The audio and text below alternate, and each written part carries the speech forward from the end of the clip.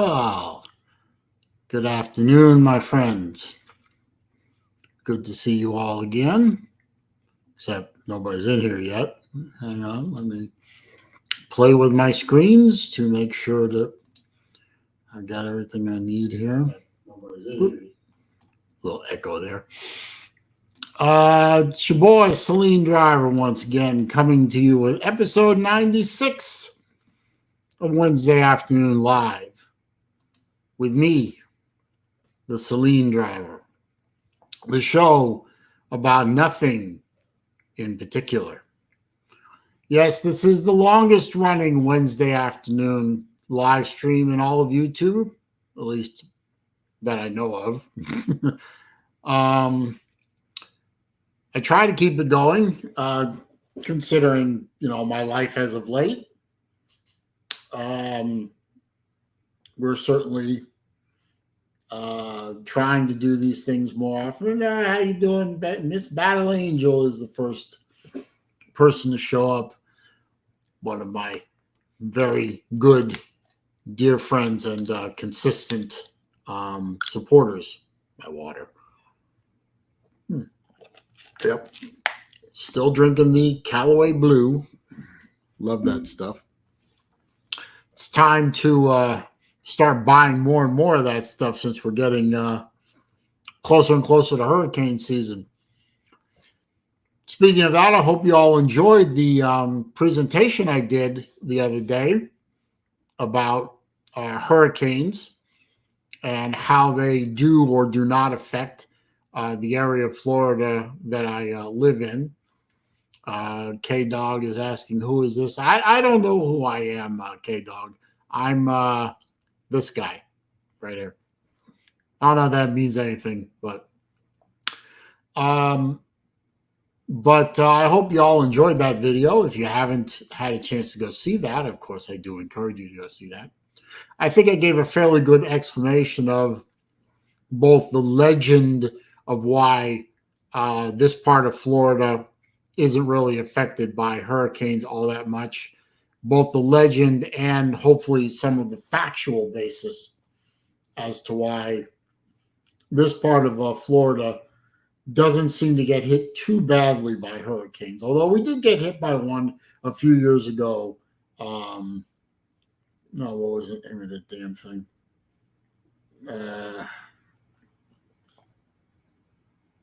Irma, yeah. That was a load of fun. Let's see. Tiger Baskins is live. I see he's doing a Fortnite stream, so hopefully we aren't stepping on each other too bad. Alan A saying, "Yo, bro, who is that?" I don't know who that. I don't know what the is. I don't know. You have to work on that typing a little more. Type. Thought you were the ultimate troll, Alan A. You're supposed to type better than that. I am doing well, K-Dog. I know it's been a long time for me. I mean, I went 2 months without doing a live stream until a couple of weeks ago. And then, of course, after I do one, I couldn't do one last week, but this week, my father doesn't have a appointment at the wound clinic, wound clinic, I guess you call it that. So I don't have to be there here. I can be here to do this. New name, dyslexic BVD, who can't spell. Okay. That's a shame. Speaking of that, it's a shame about what happened to BVD. I don't know if you saw his video. I think it was yesterday, where it seems that his foot opened up and started bleeding again, and has put his recovery back quite a bit. That's not good. I hope that is something that his doctor can deal with and that he doesn't end up losing that foot, because that's a bad thing, to have a wound open up badly enough that it starts pouring out a lot of blood. That cannot be good. My father is battling something similar to that right now.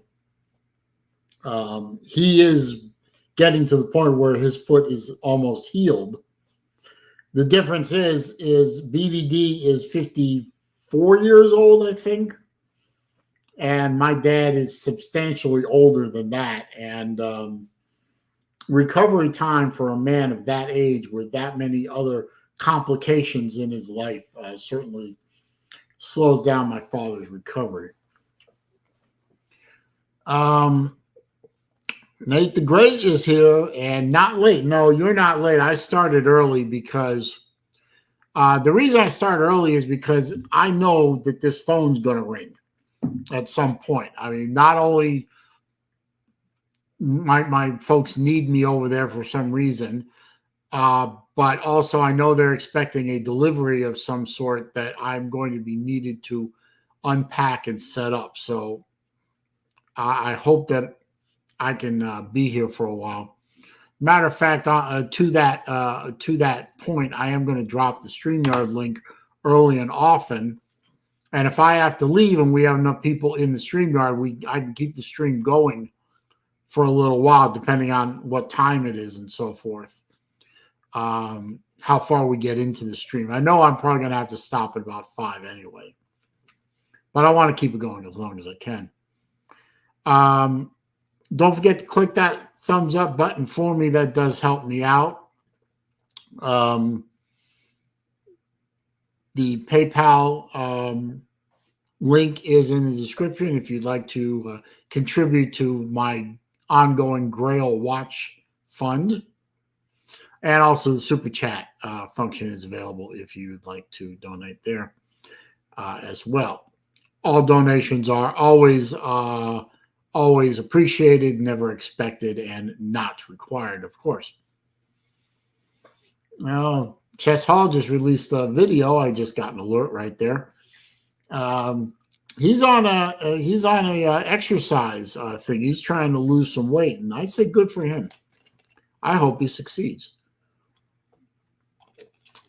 Having that much weight carrying around that much weight all the time is a bit dangerous. I see you back there, Nate. Turn your camera on, please. Thank you. Yeah, I forgot to do that. Sorry. That is the rule. If you are coming into the StreamYard, I do need you to turn the camera on ever so briefly so that I know you're not some naked guy jerking off. Nope. How you doing? Although we do know your fondness for strip clubs, Nate. So, yes, I know. Don't worry about you there. How you doing, Saleen? I'm okay. I'm doing all right. Do I look okay? I mean, I don't look sick, do I? I mean, I'm ugly. I know that. I mean, even Battle Angel's got to concede that I'm ugly as sin. So, she's a sweetheart. She's always complimentary, and she doesn't have a bad thing to say about anybody. But even she's got to concede that I'm fucking ugly. Yeah. I mean, I'm home by myself right now. Is that a good thing or a bad thing? Probably both. I don't know. Dyslexic BVD who still can't spell the word Saleen. It's Saleen, you putz. Am I going to the softball game? Softball is spelled Softball. Game is spelled Game. Lou's not doing the softball game. Jesse J's doing the softball game. And no, I'm not going to the softball game, sir. Me either. I wish I was. I would love to. I just can't be. I don't think my father is going to be recovered enough for me to be that far away from him for that long. And more important, well, maybe not more importantly, but more immediately, is the Saleen Club of America is doing their national event in the state of Florida right around that time anyway. So I had already planned to go to that event if my father's health is sufficient that I can travel to Ocala, Right. which is a little bit below Gainesville for those of you who don't know Florida geography. I'm hoping to go to the Saleen Club of America event. I am, of course, prepared to cancel if my father is not well. Pizza Woman's here, my number one troll hunter. She is my number one troll killer. Let's see. She's telling me that Dyslexic BBD is a troll account. I kind of figured that. Brad Pitt's here. Good to see my friend Brad. Captain Trips is here. Good to see you. No, this is the same old show as it always is, Captain. It's just I finally get a day where I can do it instead of taking care of my father at the doctor's office. So, Pizza, if you could keep an eye on the dyslexic boy, make sure he doesn't get out of line. That would be great. But no, I'm not going to the softball game. I did send BVD. I did send Jesse J some money to donate to cover the cost of renting the field from the town or whatever it is. I felt like since I couldn't go and I wanted to do something for my friend Jesse and all of my other friends that I'm not going to get to see, I figured, you know what? I want to help Jesse make this game happen. So I sent him the money to cover the cost of renting the field. So I think he's talked about that. I'm not trying. Gotcha. I'm not looking to break my own arm, patting myself on the back here, but it's just, it is what it is. Slim Shady Canes. Yep, that is Slim Shady Canes. How's my favorite Miami Hurricane fan? Getting steadily better. Oh, what's wrong with you? Well, I'm in Kentucky for starters. Nobody's having a good day in Kentucky. What do you say? Nobody's having a good day in Kentucky. Nobody's having a good day in Kentucky. Oh, I see. Nobody's having a good day in Kentucky. No. Lost Aggies here. So now I'm not the oldest person in the chat now. sorry, Lost Aggie. I didn't mean to do that. Battle Angel says I'm a gentleman and a scholar. You're not supposed to say that out loud, Battle Angel. I have a reputation to maintain as an asshole and curmudgeon. Her boyfriend said so. He even sent me a team asshole hat. I mean, two things can be true at once. I guess a gentleman asshole. I guess. You wouldn't be the first. No, won't be the last either. Probably not. Let's see. What's been going on? My younger daughter turned 21 on Monday. That's interesting. Did she drink for the first time or no? Oh, well, I'm sure she's had alcohol before this. I mean, she is a college student after all. Oh, okay. Tiger Baskins is supposed to be doing a Fortnite stream, but he's in my bathroom. He's still doing a Fortnite stream too? Yeah, and he's probably multitasking probably. Now what are you implying? What are you implying, sir? That all college students in America drink? How dare you? Yes, I am implying that. Absolutely. But she did have a good celebration. Her boyfriend flew in from New Jersey. Oh. After he graduated college a couple of weeks ago here in Sarasota. He graduated William College of Art and Design. And, he can't live here anymore. They kicked him out of the dorm. So he went back to New Jersey where his family is, but he flew in for her birthday, which I thought was really nice of him. Do you like her boyfriend? Yeah, I do. I actually do. I met him. I've met him anytime. He's been around. He's very quiet young man. Very personable. Very intelligent and very talented. I hope he gets a job real soon in his chosen field, which is virtual reality and that kind of thing. And I want a virtual reality job too. That way I can do it from home.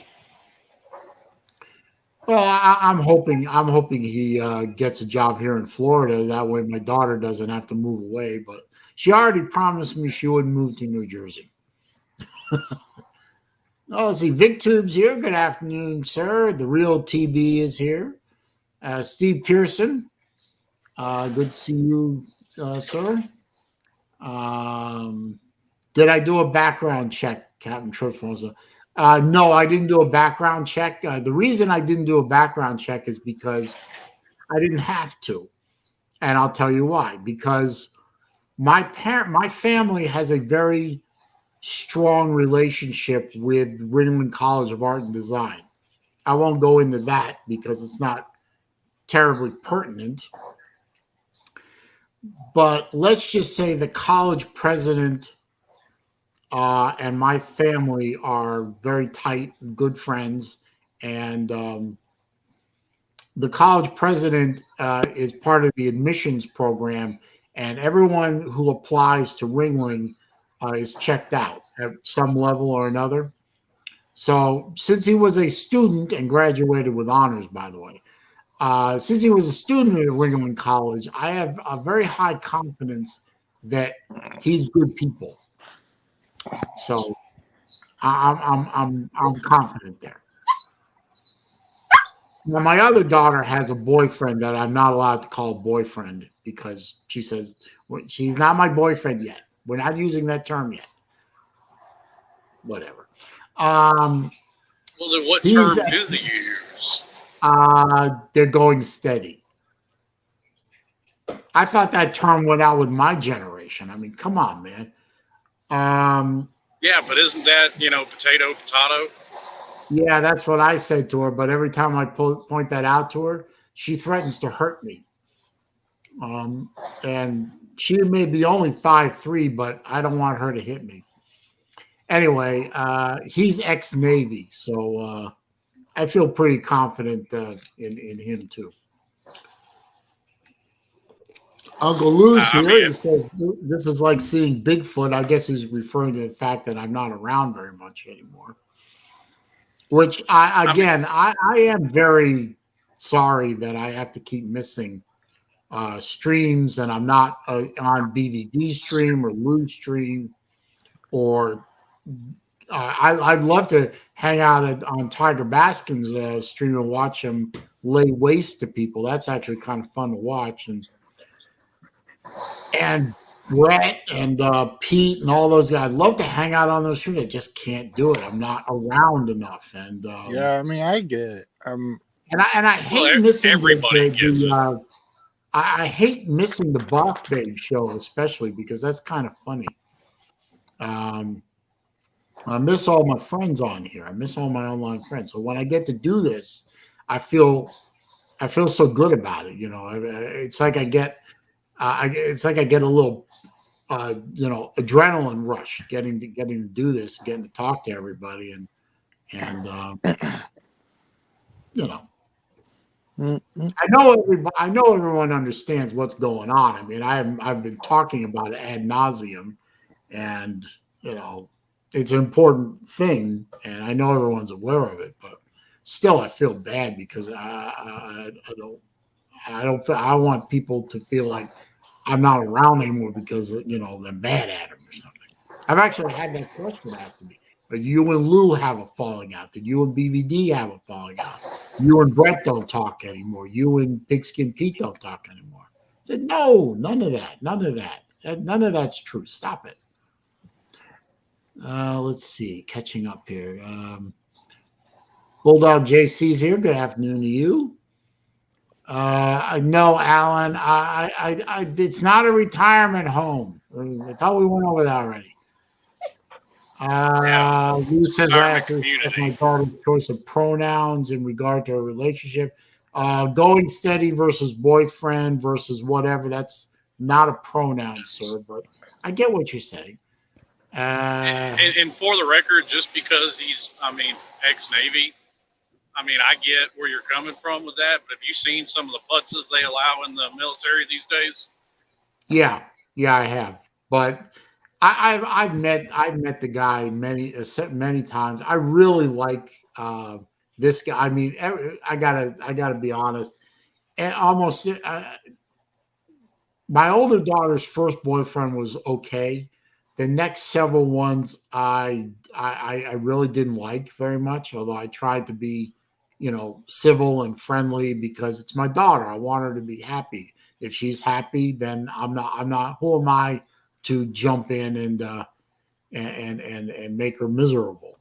But this guy, I really like him. He engages. He acts like an adult. He's working. He's got a career. He's well trained. He's respectful, and he treats her really well so far. So far so good. I'm very happy with both my daughter's boyfriends. I'm very happy with them, and I wouldn't mind calling them son. I've got to ask how you cope with that shit, because I'm not looking forward to it, because I found out my wife's having another girl, so I might end up with 2 girls too. Oh, vaya con Dios. How did I survive 2 girls? Okay, well, for one thing, I'm a divorced father. So you read all the statistics, Slim. You know all the statistics. Divorce, daughters of divorced families have higher incidences of teenage pregnancy. They drink more, they smoke more, they do more drugs. They get in more trouble legally. They get in more trouble in school. All the stats. They're all out there. It's not necessarily. Although my older daughter did meet Ben Shapiro and she likes him, so it's not necessarily divorced families. It's just kids that grow up without a father in their life. Right, exactly. So I made it a point, even before the divorce, but after the divorce, absolutely, to be in their lives as much as I could, to pay attention, to show that I cared and that I loved them and that I supported them. And I do, and I did, and I will. As far as the dating stuff, I set rules, I set expectations, and I told them up front. I said many times to them, I said, look, I understand in your case, both of you, it's shitty because, you're living in 2 different households, at least at the time when I said it. There's another story there later. But you're living in 2 different households, 2 different styles of parenting, 2 different sets of rules. And it can be confusing to you. It can be a little stressful. I want you to feel like you can come to me and talk to me about anything, and know that no matter what you do, how much trouble you get into, whatever happens. And I kind of left that open-ended, but I did give a few different examples. I said, I will always love you.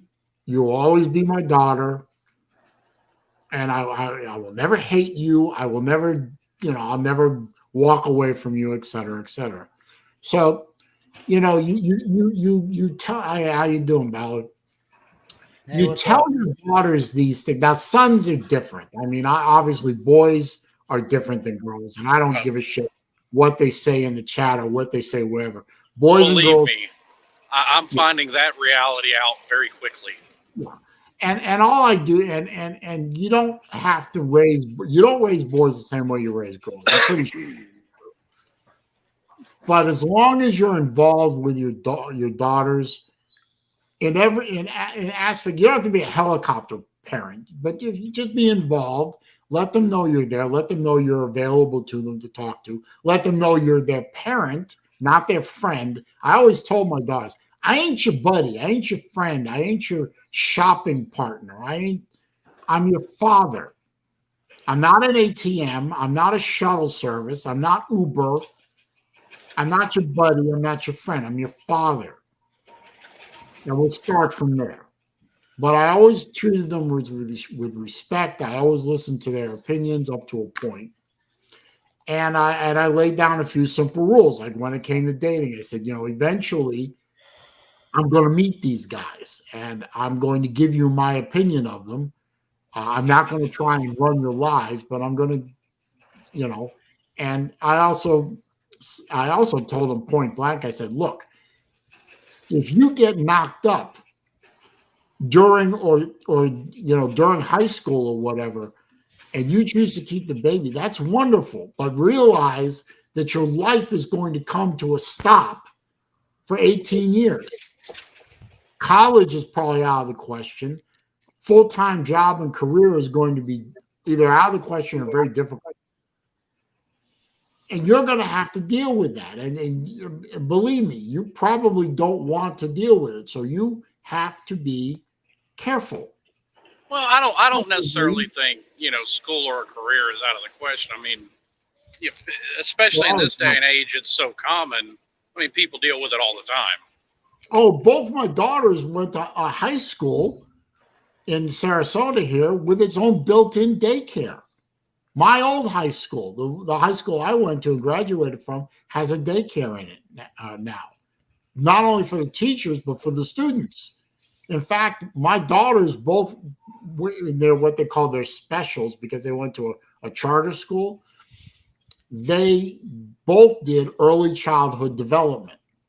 And, both of them right now, as it stands right now, well, my older daughter is an actual teacher now in an actual school. But my younger daughter, even though she's still in college, is certified to be a daycare worker or a pre-K teacher. Right now, she could stop college right now, go get a job as a kindergarten teacher, pre-K kindergarten, with no further training. And that's where they both got their love of dealing with children. Now, one is a teacher and the other one wants to be a child therapist, but they did different paths. But the love of the children, working with children, came from their high school, and it came from the fact that their high school has its own daycare, for God's sake.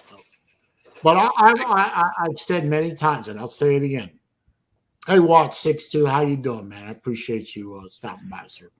I've said many times, in this day and age, I got both my children through high school, past 18, that neither smoke, neither drink, neither do drugs, neither got pregnant. In this day and age, that's a miracle. Yep. That is a miracle. And, Slim, I don't know what to tell you. All I know is I tried to stay very involved in my children's lives and talk to them all the time about, I talked to them about age appropriately, of course, depending on how old they were. I had these conversations. I talked to them about premarital sex and the risks. I talked to them about the drugs, the drinking, doing stupid shit. I constantly talk to him. I think that was probably the best thing I ever did. I constantly talk to him, constant communication, and treat them and don't treat them like children. Treat them like, if you're talking to a 14-year-old about these things, treat them like a 14-year-old, but right. Don't treat them like a 4-year-old. Don't crush their spirit. And if they see that they're being treated with respect and treated with intelligence, they'll hopefully respond in kind. Yeah. And that's the best advice I can give any parent of preteen and teenage is talk to them and treat them with respect and open and constant communication. Yeah. I mean, Lou, for example, Lou's got a teenage daughter and a soon-to-be teenage son, if he isn't teenage already. Battle Angel, who's being a wise ass. She's mother of 3. She could tell you. Raising kids in this day and age isn't easy, but if you communicate with them and treat them with respect, you hopefully come out with a good result. Chess Hall's here. How are you doing, Chess? Good to see What's you. up, Chess? How you doing today, Saleen? I'm okay. Started a little early to make sure that I get the stream in. Still, the slave to the phone. If the phone rings and it says mom and dad, then I know I may have to cut it short. But he didn't have a doctor's appointment today, so I got to do this, and I love doing this. I love doing live streams. I really need to figure out how to do more of them, but I don't know. A lot of people have taken up a lot of the time slots, and I want to be, a good citizen on the YouTubes of this community, and not. I mean, that's impossible for people not to kind of step on each other here and there. There's just no way that's not going to happen. Well, I mean, doesn't someone stream tonight? BVD, doesn't he go live on Wednesdays? Pete does too. Yeah, I think Pete he does. But I think he's got a little bit of a health setback, which Speaking of that, I mean, what Chess was saying a minute ago, he didn't know if him and BVD were going live tonight yet. Yeah, but definitely if you're of a mind to do it, I mean, I know there's a couple of people in here. Oh, Boss Babes goes live at I think 6. I won't be there for that again, Battle Angel. And I'm surprised you and TK don't hate me for not being on your shows lately, but I'm glad you don't. But definitely thoughts and prayers for our friend Big Vol Daddy, because if what he was telling everyone happened to him yesterday on his video about that setback, I think he was underplaying it, because that setback is major. If his foot opened up again like that and was bleeding all over the place like he said it was, that's not good. That's not good at all. I really hope he doesn't lose his foot or his leg. I mean, the man is in danger of losing body parts. And, none of us, I think, have lost a body part yet. So I don't know that we can, come to grips with how debilitating that can be. I know when I broke my ankle and was 3 months of no weight bearing, and then had to spend the next 2 months after that learning to walk again. And I still have that foot. It's a little bit funny now. I mean, it tingles all the time because of the nerve damage, but I still have it. But that was 4 or 5 months out of my life, and I'm fortunate that it didn't go any further than that. But if you lose a foot or a leg or something like that, that's forever. Yep. That alters your path. Going forward forever. Battle only just said they don't hate me. That's good. Battle just says might work out for him better. It's funny you mentioned that. Being a diabetic like BVD, every time I go to the doctor, the first thing they do is a full body EKG to make sure my circulatory system is still up to the task. And thank God for me, knock wood, still have a good circulatory system for now.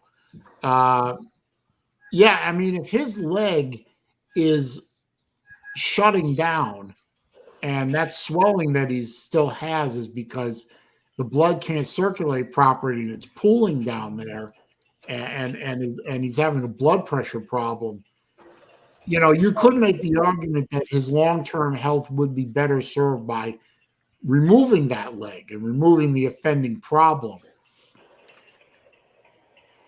But there's also the argument that if you take that leg out and then he he can't move or walk anymore, or it takes him a long time to be fitted with a prosthesis and then go through months and months of physical therapy to learn to walk again so that he can walk and exercise and maintain his mobility and improve his health that way.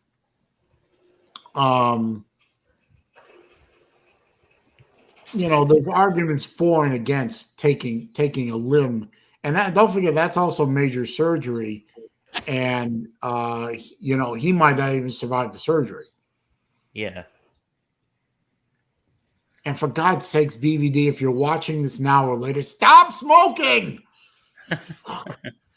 He'll sit there and be like, "They're my cigarettes, damn it."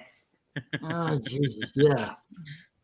We love BVD to death, man. You're burning up your life one cigarette. I marvel at the fact my dad has made it as long as he has, smoking as much as he has. But yeah, I mean, he's way down on the smoking, but he still smokes. I'll smoke to that. I don't smoke. I'm Raj almost is here, and I don't even want to. Mr. I don't even Dave. want to try alcohol. Happy birthday to Raj Jr. Anybody that smoked can tell you it's real easy for people that have never smoked to say, just quit smoking. I smoked for about a year, way back when, and somehow managed to hide that from my folks, or at least I thought I did. And then one day my mom actually found the cigarettes. Let's see, what did I smoke back then? All unfiltered. No, I think it was Marlboro Gold. Sometimes I Marlboro Green, but it was Marlboro Gold. Sometimes the green ones too. She found the cigarettes and went ballistic. I've never seen her that mad in my life, before or since. She was never that mad. She went way off the deep end on that one. And I quit real quick. And I can tell you, if I didn't smoke, I wouldn't be sitting here having this conversation with you now. I'd be locked up in a fucking cell somewhere. Because I'd have called a case, killed somebody. No, Raj, I didn't smoke Virginia Slims, wise ass. I tried at Captain Trips. I did try weed at UF. Pot made me hungry and paranoid. Oh, you got the munchies. I'm naturally hungry and I'm naturally paranoid. So I figured, why am I smoking weed? If I'm normally hungry and paranoid, I'll just save the money and buy car parts. The only time I got paranoid smoking weed is if I saw blue lights behind me. No, I got paranoid, I'm normally paranoid anyway. I don't trust anybody. Battle Angel thinks that's funny. All right. I think it'd be absolutely hilarious to sit there with you. I think that would be funny as hell. Actually, it isn't funny as hell, because the other thing that weed did to me is make me sleepy.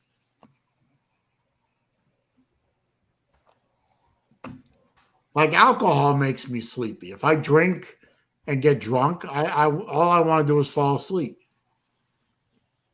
So, not me. Huh? Not me. Oh, well, I don't drink anymore anyway, because it doesn't mix well with metformin. And my liver doesn't metabolize alcohol very well because of metformin. So, alcohol is just converted to sugar in the blood for me, and that just sends my glucose level right off the scale. So, why? It's not good. I bet you got a gluten allergy too, don't you? A what? So I bet you got a gluten allergy too, don't you? No, fuck no. I don't have a gluten allergy.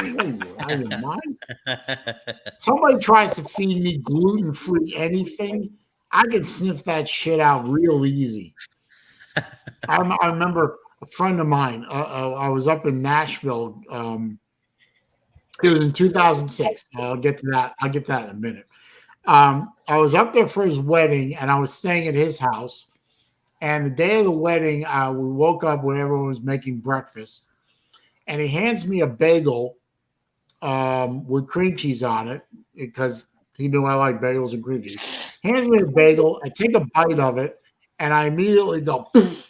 I said, "What the hell was that?" He said, "It's a gluten-free bagel with non-dairy cream cheese," and I threw it at him. I'd have probably done the same You thing. don't feed a Jewish man non-dairy cream cheese on a gluten-free bagel, you son of a bitch. I don't care if you're getting married today. I'm going to kill you. You don't feed a Jewish man You ever had bagels?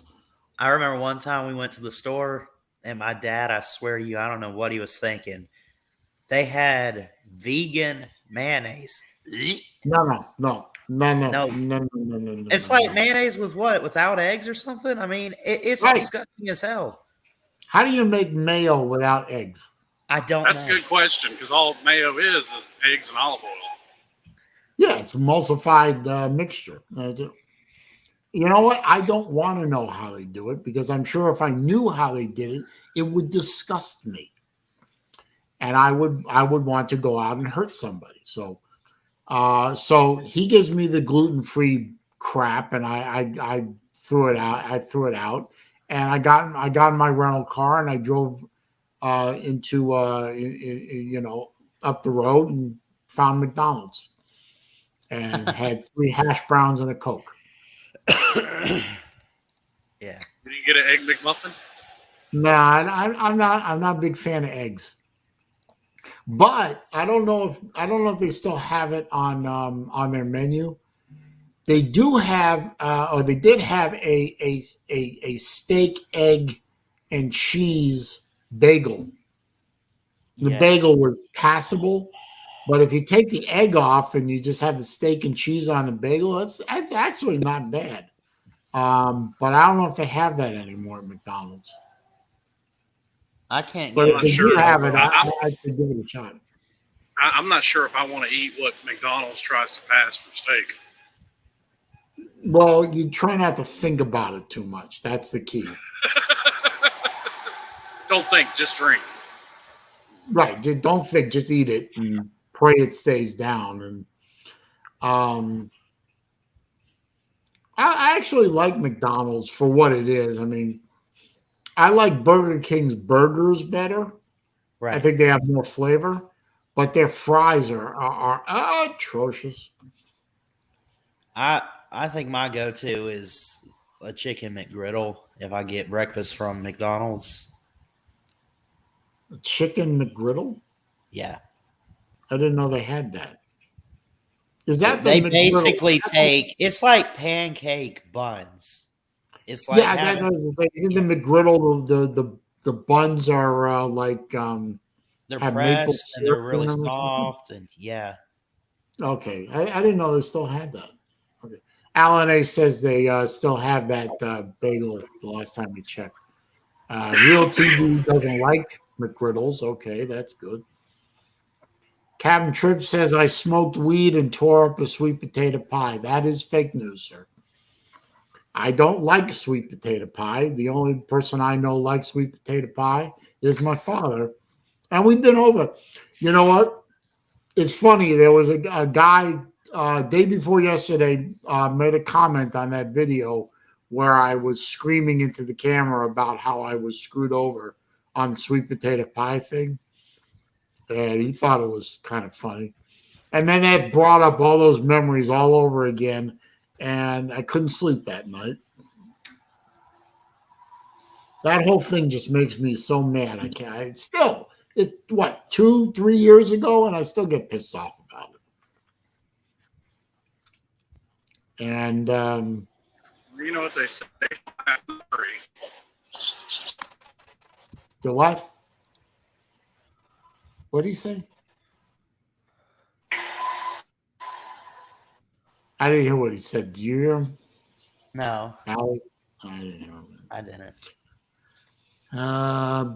Battle Angel says, I love when they had bacon, egg, and cheese bagels. Alan A says McDonald's pancakes are nasty. Yeah, I'll agree with that. Yeah. And their hash browns are fake too, by the way. You want some real hash browns, go to Waffle House. Oh, well, yeah, of But course. everything everything on McDonald's menu is fake. You think that's real Yeah. chicken you're eating? Hell no. No, that's the Bill Gates artificial meat that you're eating. Come on, man. But I mean, it is what it is. You go into McDonald's expecting a certain level, and that level is pretty low. But you expect a I don't eat certain level. McDonald's. You're probably smart. I haven't had McDonald's in months. I don't particularly miss it. If I really crave a cheeseburger, which I do occasionally, I'll go with Five Guys. I mean, I wish we had In-N-Out here in Florida. We don't. Checkers is nasty. All the other places. Five Guys Milo's is good. Do they don't have Milo's in Florida, do they? They're what? Milo's. No, I've never heard of that. I've heard Red Robin is pretty good, but the nearest one I think is Tampa. Yeah. There was a place in Atlanta when I lived in Atlanta, and I don't know if anyone here lives in Atlanta has been on Windy Hill Road recently. There was a shopping center right near the intersection of Windy Hill and 41.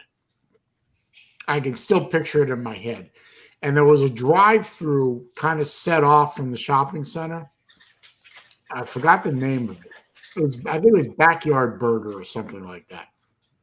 Oh my God, those burgers were so fucking good.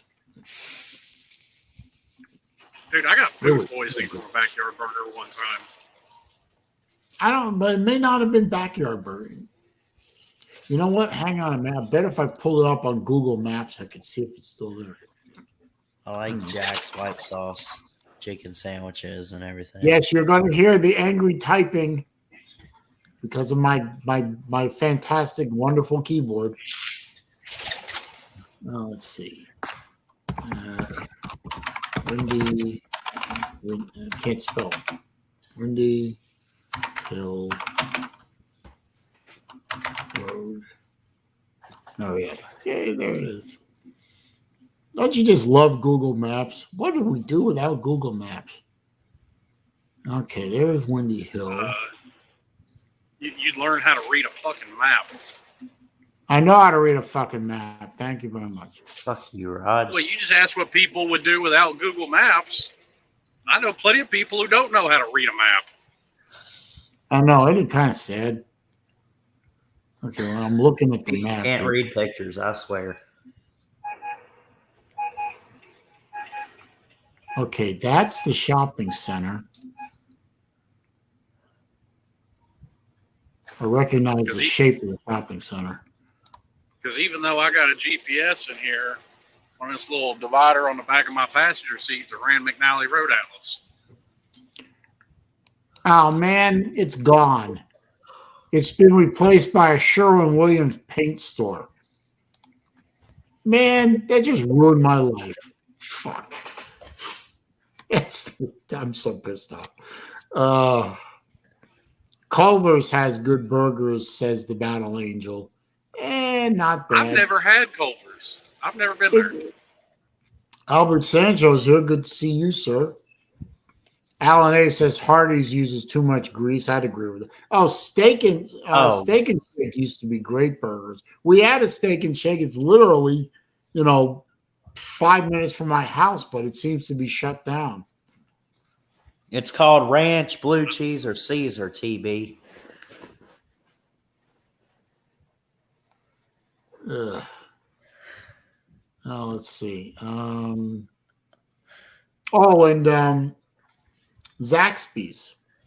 I like Zaxby's chicken, but there's no Zaxby's in my area. The nearest one I think is probably Bradenton.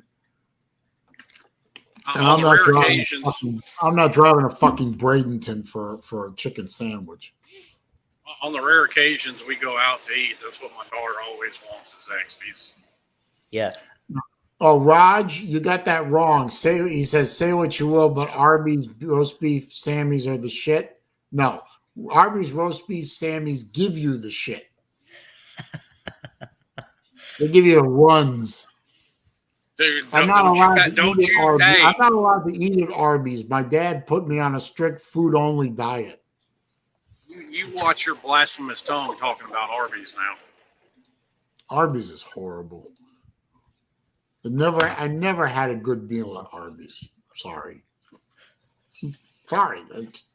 Facts is facts. Never had a good sandwich there. Although the curly fries are great, though. I'm just going to attribute to that to you being a grumpy old fuck.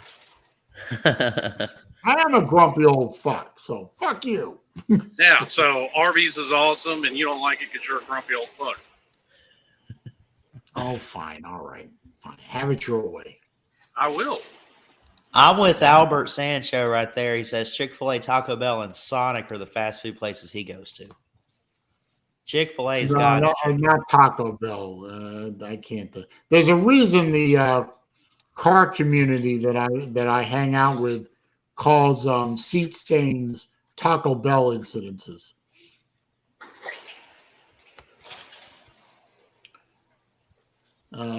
Sonic is not bad though. I've been to a Sonic in forever. Jeez. I do Chick-fil-A very rarely because I've always heard that they get through their line pretty quick, but it's just a fact. If I see a line wrapped around a building, I move on. It's just that popular. Man.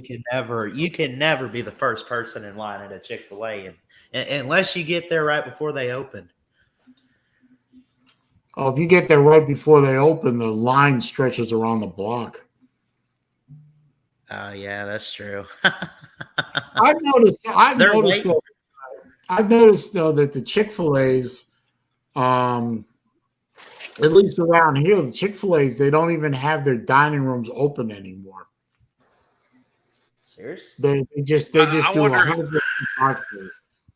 I wonder how many people are going to get that joke Rick Sanchez with the comments section.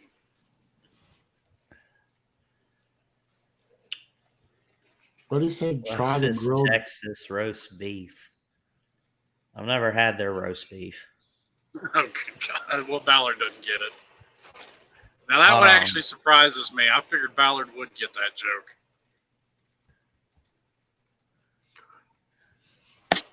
Of all people, Ballard should get that joke.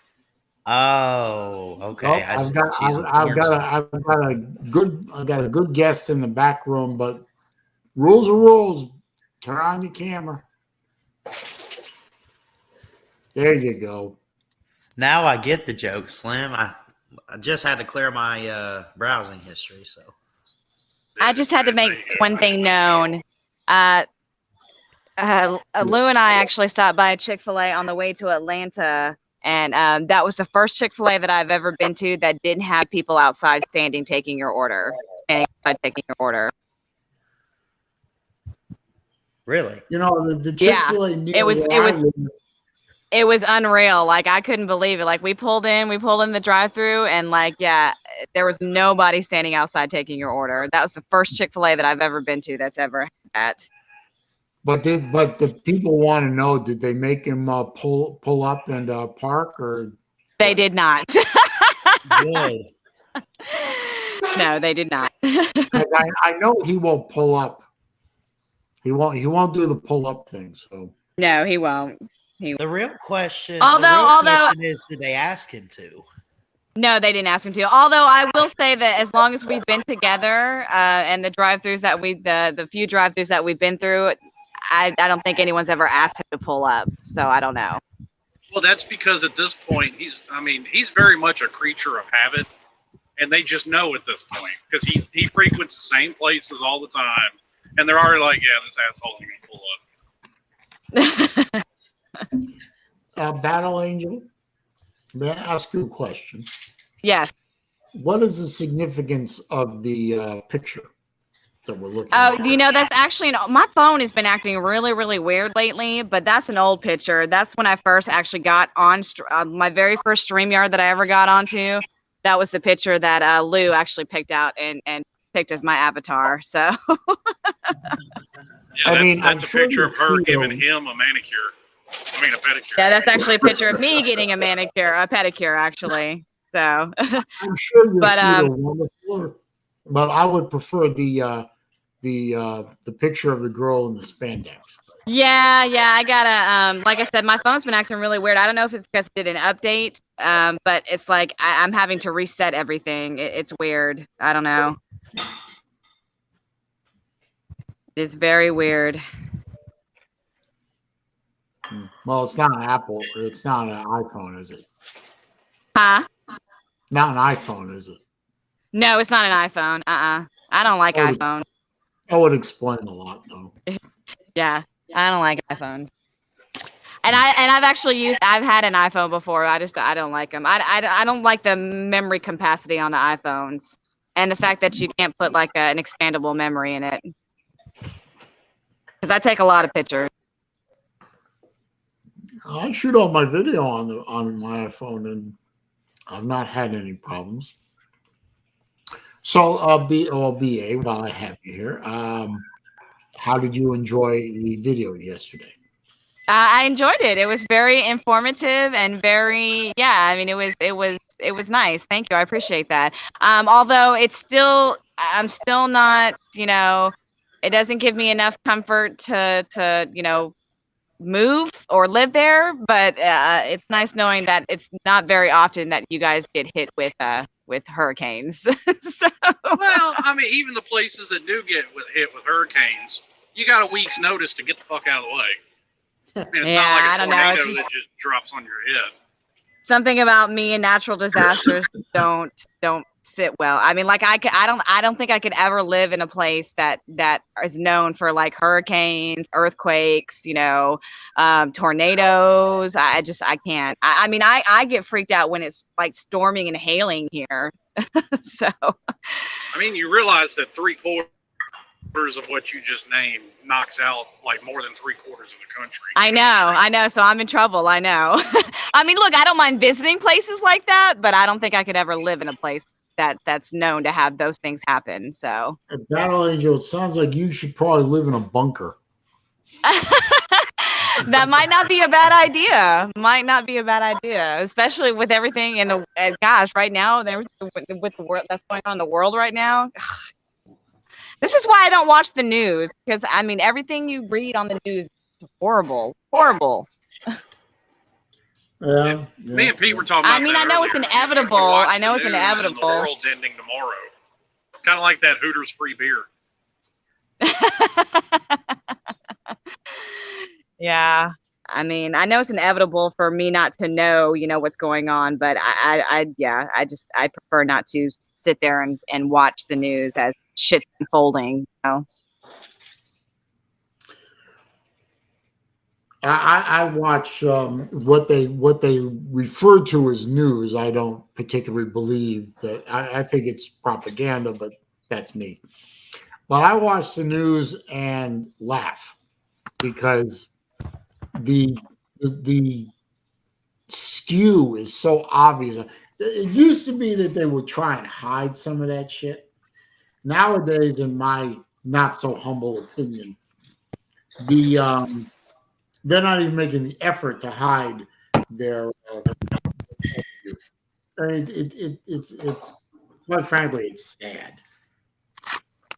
But I get my news from other sources. But when I do watch the news on TV, it's usually only the local stuff, and that's usually only get the weather report. Yeah, but even that's inaccurate as fuck. Yeah. Dude, you want to know how bad it is? There's an infamous story. Dave Brown was a weatherman in Memphis for like 45 years. I think he predicted that it wasn't going to rain. I think is how the story went. And based off his weather prediction, a farmer went out there and planted his field, and it did. That farmer walked right into News Channel 5 and punched Dave Brown in the face. That's awesome. That's what you get for guessing, I guess. Yeah, I mean it's always a question for me, like why do you even have to go to school to be a weather person? I mean, it's beyond me. It's beyond me. And then that's the thing too, like I was going to say, why do you have to go to school to learn feminine, genetic studies? I mean, whatever. Gender studies, not genetics. Sorry, female gender studies. I mean. Well, I mean, she's got a point. The weather people, especially on your local news, they're not doing anything but reading a teleprompter. Exactly. True. Exactly. Or So I mean, looking I guess maybe you need to go to like a speech class or something, or maybe someone needs to teach you how to be able to speak. And I don't know, but the fact that you have to go to school to be a weather anchor, or it just is beyond me. But it shows the difference in different parts of the world, because you go to Amsterdam and it's some topless chick reading the weather. Is that true? In some parts of the world, yeah. Wow. No, you're not supposed to be listening to this part. It'll make you go blind. Yeah, earmuffs, Ballard, earmuffs. Oh, I'm sorry. I forgot Ballard was here. I do apologize. Tell me more about topless weather chicks. Yeah. Now, is that one of those situations too, where those women are feeling the Me Too movement? Like, I mean, you would have to guess that they probably get paid more than a regular, regular weather anchor. I don't know. Is this on? Wait a minute. Is this on OnlyFans? No. That's a great question, Saleen. Someone should Well, start I mean, that shit. It's looked at differently in different parts of the world. I mean,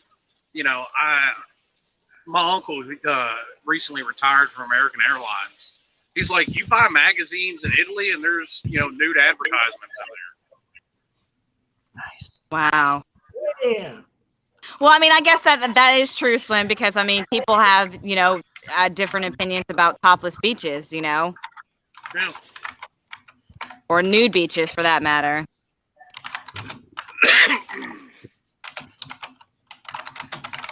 Type. Shut up. Do not criticize my wonderful keyboard, or I will exile you forthwith. We know what Saleem's searching right about now.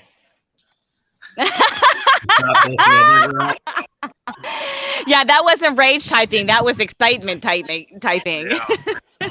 Well, this is not something I can share my screen with now. So, I know what my password is, you dumb little bitch. what's up, P Digits? How you doing, man? Oh, well, topless weather girls in Amsterdam. Maybe there's a reason for you to go visit Europe after all. Because I couldn't think of one before, really. Well, now you got an idea. Now you got a reason. See, Well, so I got Saleem would go reasons. visit Amsterdam and never leave the red light district. Right. What's the problem there? I don't see a Say it problem. was I didn't say it was a problem. I was just pointing out a fact, sir. Well, can I? Oh, first I'll go take a run on the Autobahn. Then I'll go to the road. Yeah, you can have that. You can have the Autobahn. I hate driving in traffic in Atlanta, so I couldn't even imagine getting on the Autobahn. Wimp. Well, they call it the Atlanta Autobahn. Ugh. I mean, if Well, you're they not can doing, if keep you're it. not doing 80 in Atlanta, you're getting run over by soccer moms and minivans. It's the same way in Memphis. I've done 85 by a cop in Memphis, and he didn't even look up. Oh my God. Well, it's like the cops in downtown Atlanta during the Slob Olympics. They never got out of their cars for anything. They were fucking street racing in front of us. I've never. Yeah, I wonder how my little battery operated car would have done on the Audubon. my little Prius. You would get crushed. Probably so. No, not really. It ain't like all the cars out there are bigger. They're just faster. I mean, No, that is true. That is true. I wouldn't call a Porsche big, but it is fast. Hang on a minute. I gotta look at this real quick. That's what I'm using, Pizza Woman. I have a Motorola. I love it. This is my second one that I've had, and I love it. I didn't know Motorola was still a thing. Oh yeah, That's news to me. they are. What is They are. They've actually revamped the Razor. You know, you remember how in the 90s they had that Motorola Razor phone? What shit? 90s. My wife had 4 of them. The Razor phone. Yeah, that was even in the 2000s.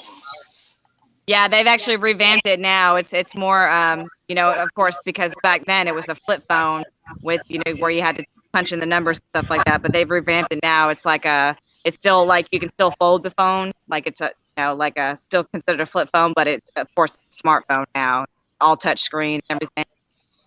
So it's Motorola that's come out with those phones. Okay, I didn't know it was a Motorola phone. Yeah, I think Samsung actually has one though too, but I think Motorola was the first one to launch the newest edition of the like the flip phone. Yeah. I got you. But I think Samsung does have a version of like a flip phone, a smartphone. So. I actually saw. Oh, I was just gonna say I actually saw somebody at one of the poker games that Lou and I went to. He had one. I don't know if it was a Samsung or Motorola, but he had one of the new flip phone, like the new smartphone flip phone. I was joking with Lou the other day, and somebody streamed about those old peanut Nokia phones with the interchangeable faceplates. Oh yes! Oh my God, that was like everybody's first phone. Yeah, I think I come across. We were doing some spring cleaning, and I come across one of those in an old box.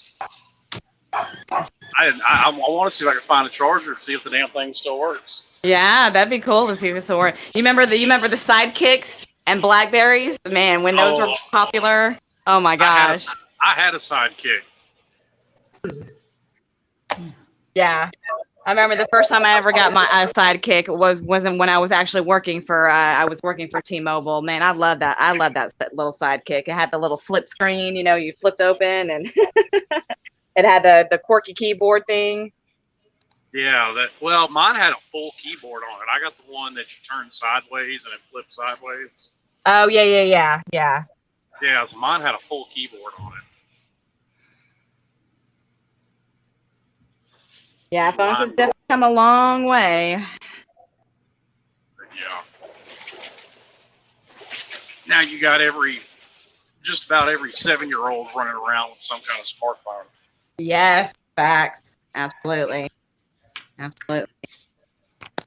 Sometimes I think that seeing these kids run around with smartphones I think they're too young for this, but not my kid. I ain't getting my kids one. My buddies swear up and down that I'm going to eat those words. And no, I'm not. I'm not getting my damn. They can get one the same way I got one. You can get your ass a job and you can go pay for it. Yeah, I mean, my ex and I said the same thing too. Like our oldest one, he didn't get one till he was like in 9th grade, you know, and we swore too. We were like, yeah, well, the next ones that come, we're not going to get them until they're about the same age, same grade. But no, my middle son, he got one when he was in 6th grade. And then my daughter, she got one when she was, but my daughter was a different situation though, because at that point in time, I was in the middle of divorce and they were going to separate schools. So yeah. So I need to be able to get in contact with her. I But don't understand why that shit just happened, but okay, whatever. Yeah, nothing here was something on here. I had to deal with it, so sorry. I didn't mean to take my attention away. you're fine. I think I understand what happened, but even though I know what happened, I don't understand why it happened, but fine, whatever. Okay. Yeah, whatever happens got you all worked up, it looks like. He seemed a little bit perturbed. I'm trying to sell a watch for my dad, right? Okay. I'm trying to sell a watch for my dad. It's not a cheap watch, okay? It's just one guy up in Pennsylvania. I don't know exactly where, but he's in Pennsylvania. And he has been dicking around with me for 2 weeks now over the price. We put the price here. He came in a little, not a little, but under it. But not so much that my dad said no. But he expected us, my father and I, to take his price as a total price, right? Sales tax, because these companies charge sales tax now on transactions, shipping, insured shipping, and all that, and wrap it up into the price he gave. And my stand was, no, I'm not paying for your shipping, and I'm not paying your sales tax. That's stupid. You're buying this, you pay sales tax. That's your problem. That's your issue with the state of Pennsylvania, those fuck-ups up there. And I'm not shipping this thing uninsured. So I stood firm, and after 3 times, he finally comes back and he says, okay, you win.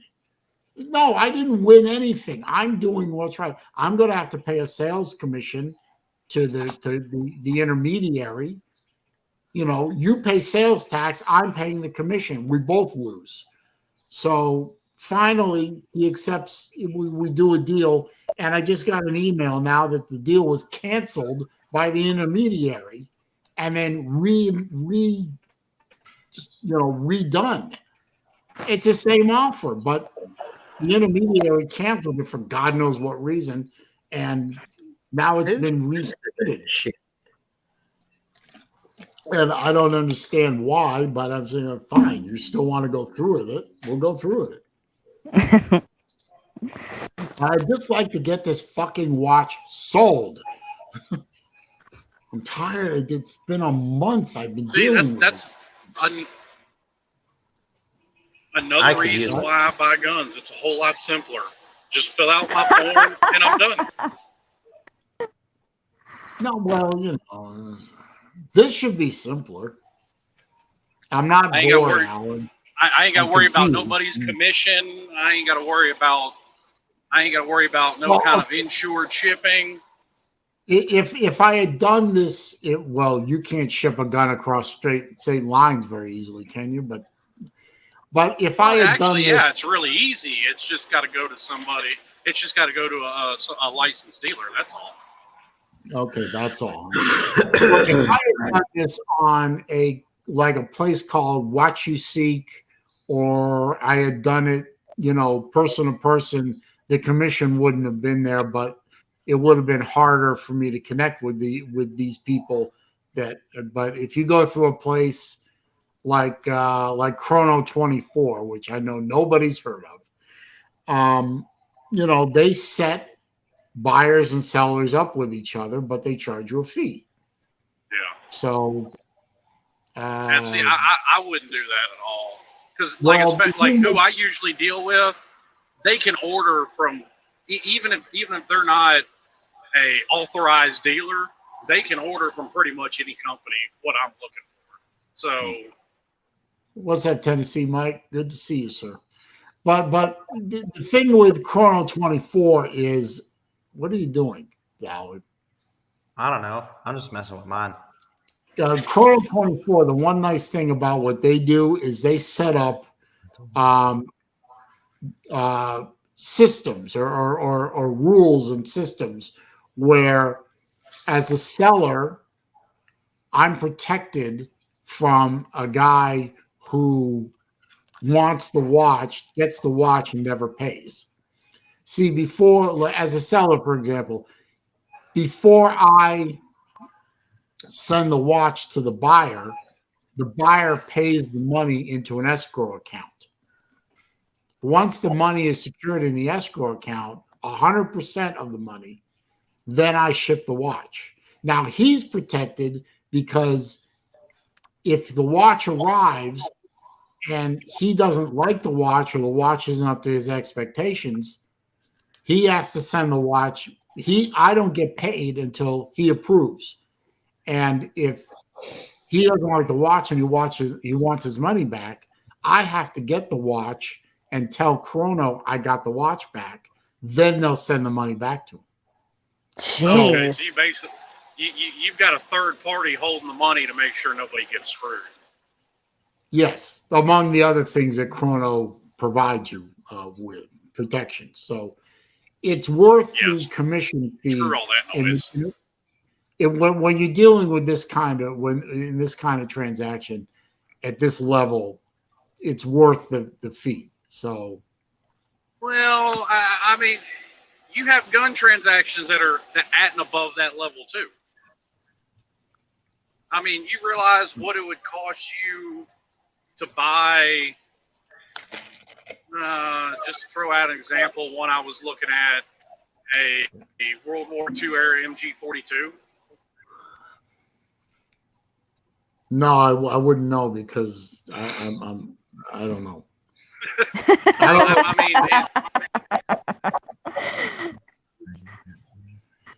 I mean, that thing's going to run you every bit of, right now, around 60 grand. I'm guessing this is a gun. Yes, it's a World War II light machine gun. Oh, okay. Oh, well, yeah, it's rare, it's historical, and well, not only that, it's a belt-fed machine gun. So I mean, supply and demand drives up the price too, because contrary to popular belief, you are allowed to own fully automatic weapons, but there's a cutoff. 87, I think it is. You can't own anything manufactured after 1987. Ballard, what's wrong with you, man? I don't know, man. It's been a long day, with school and everything. So you're what, 20? 20 and college. You should have the energy of everyone in this chat room combined. But I'm a fat ass. I'm on my way to Chess Hall. I'm not trying to get there, but I'm. Well, that's not my fault. I mean, no, I know. Ballard, I guarantee I weigh more than you and sit on my ass all day, and I got more energy than you. Ballard, you need to start walking, get some exercise, get out of the house. We're going to the park later. I haven't done a walk in the park in a while, but I go to the park pretty often, at least. You were walking when you came on our show Sunday, were you not? Yeah, I was at the park too. That's right. So, I mean, at least you're being consistent with it, I guess. Does Lou do any more of those walking up and down the stairs and around the complex videos anymore? No, he does not. And I mean, I don't think you're going to be getting any of those probably, since the weather's getting a lot warmer here either. So. Oh, what's the matter? Is he afraid to sweat? Jesus. Oh. Might hurt his delicate self. Well, no, Rick, anything that falls under the National Firearms Act is considered Class 3. So that's anything fully automatic that's what they call destructive devices, grenade launchers, shit like that. Anything bigger bore than 20 millimeter. And then short barrel rifles and shotguns. Well, he is trying to rest up for this 24-hour live stream as well, too.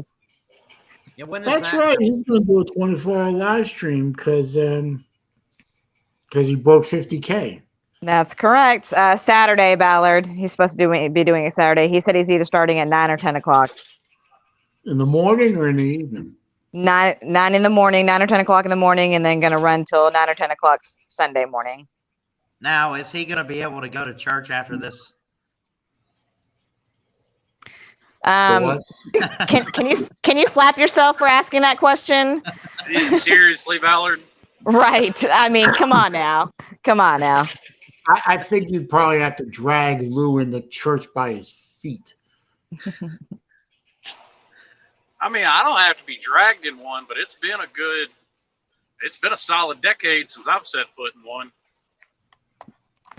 I mean, if I had to guess, I would think the last time he's actually been to church was maybe when his Lou Jr. was baptized or confirmed or something like that. I don't know. Catholics don't do baptism. Well, his ex-wife is Catholic. I thought he was Catholic. No. No, he rides the fence. Well, what's going to keep him awake for 24 hours? Coffee and BA. No, I already said that I probably would not be able to hang with him, and I will probably be sleeping at some point in time. I mean, I'm gonna try my best to keep him entertained, but I mean, that's what he's got you guys for, though. I mean, you just every once in a while you go in there if you see him drag assing and give him a wet willy or something. Well, I mean, TK and I are supposed to be doing a 3-hour segment on his show, so that'll give him a little bit of a break. Well, then that's not really a 24-hour stream by him. Well, yeah, because it's going to be on his channel. But it won't be him on screen. I mean, he will be there. But... Well, I mean, he's going to have Pete on too, and Bad Dog. Yeah, Bad Dog, and some Golden Blue Dude, I think, is supposed to be coming on. Yeah, He'll that's be out on the couch snoring away, you know. That'll be his clickbait segment of the 24-hour stream when Golden Blue. Yeah, Golden Blue Dude. Yeah. Well, I mean, I'm sure you're probably not going to have time to watch all of it, Saleen, but I mean, our segment is supposed to be starts at 3:30. So. In the morning? No, in the afternoon. 3:30 p.m. Mm-hmm. Now, wait a minute. When does this start? I want to write this down. He's supposed to be 9 or 10 Saturday. Yep, 9 or 10 a.m. Saturday. He hasn't decided which yet? He hasn't decided which time yet. Mm-mm. I know. It's going to be a surprise. 4-hour stream. 9:14 a.m. Okay. Rick, could you avoid using that word on my channel before YouTube shuts me down? Thank you.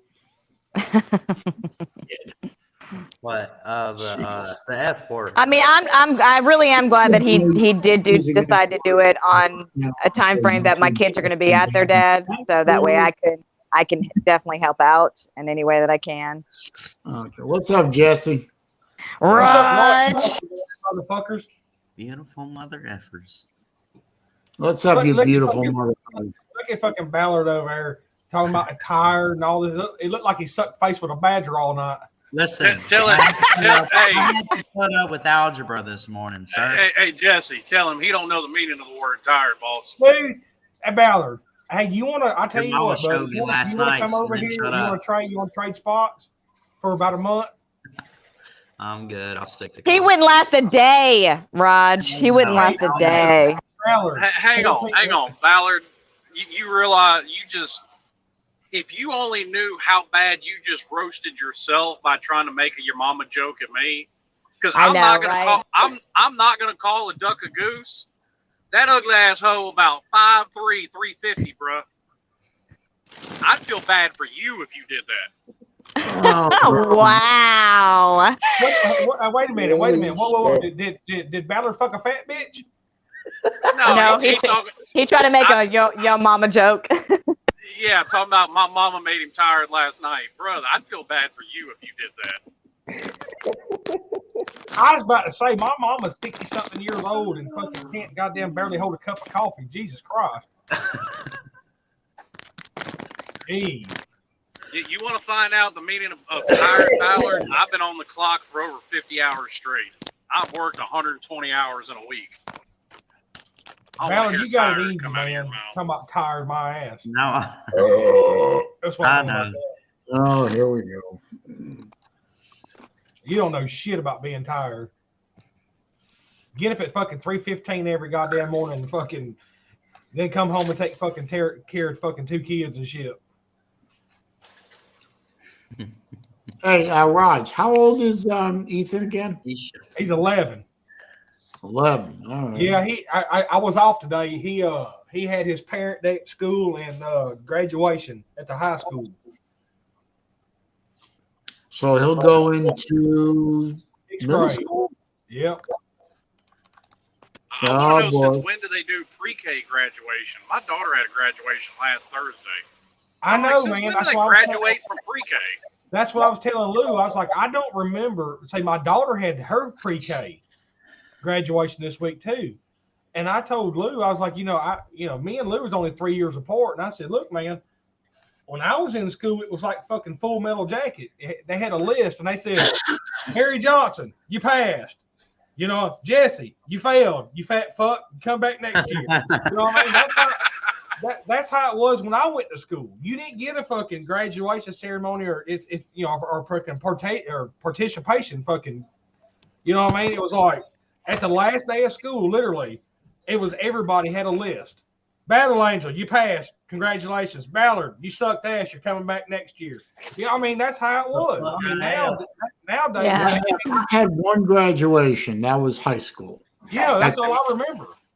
And when they were done reading off the list, Baba Ganoush, keep it moving. Yeah, I mean, the teacher said, when I was in school, y'all may not believe this. I mean, because Saleen, he'll tell you, and Battle Angel can probably tell you stories too. There were smoking sections at my high school and Yes. a middle school. Like the teacher would literally read the list off, put a cigarette in her mouth, walk out the trailer and says, y'all have a good summer. I'll see y'all motherfuckers later. And you were like, huh? And that was it. She just left. Deuces. The same thing with the male teachers. The male teachers would come in with a fucking white t-shirt on, fucking gym shorts and a pair of flip-flops, read the list and goes, I'm going to eat breakfast. I'll see y'all. Whoever has summer school, the list is on the fucking board and I'll see y'all later. That was it. They were lighting a cigarette going out the trailer, because when I went to school, I didn't have school inside the building much, and it was crazy. They just walk out the fucking trailer with a cigarette in their hand, and they're like, "Oh." When I showed up to my high school to turn in all my shit when I dropped out, I ran into one of the football coaches out in the south parking lot.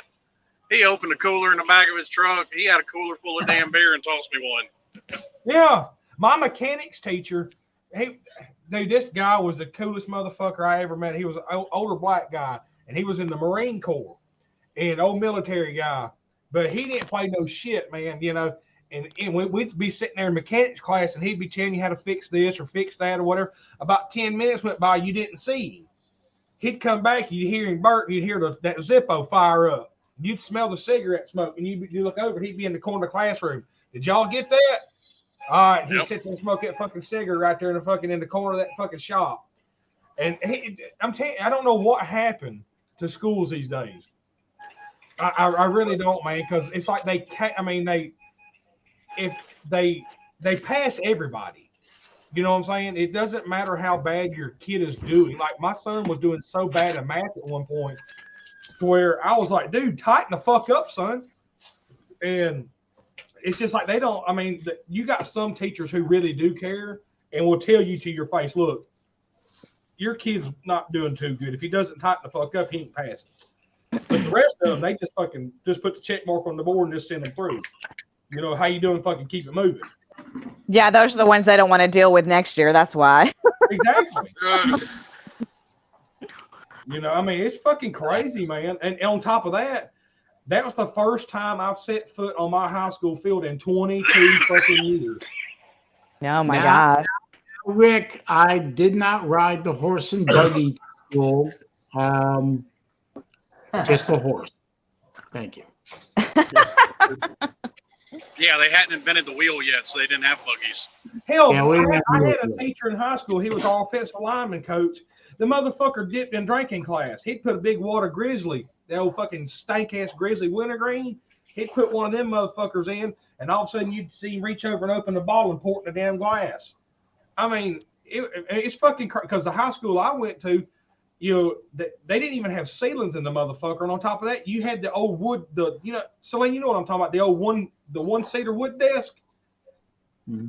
That's what we had. We didn't have the fucking the separate chairs and this and that or whatever. And on top of that, my ass was so big back then, I had to sit at the fucking teacher's desk because I couldn't fit one of those motherfuckers.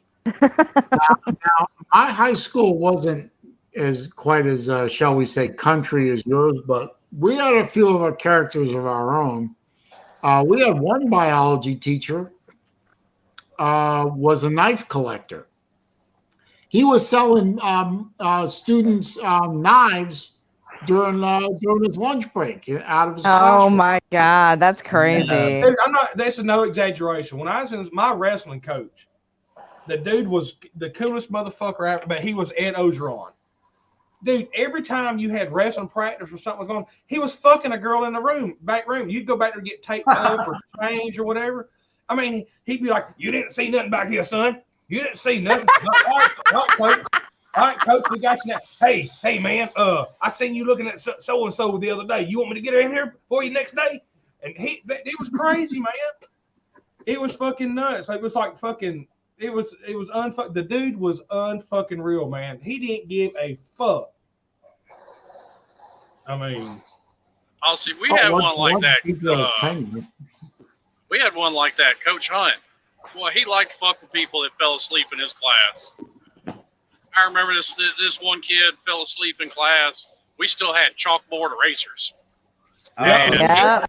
He took that eraser and beamed him, and this was a black kid, beamed him right on top of the head with it. He walked around with a dusty spot on his head the rest of the day. Yep. And then, who was it? God, we had a set of twins, Kevin and Carrie. And I don't remember which one it was. One of them went to sleep in class. There was warm water. All the student bathrooms had nothing but cold water to wash your hands. He walked down to the teacher's lounge where they actually had warm water and filled up like a Tupperware bowl.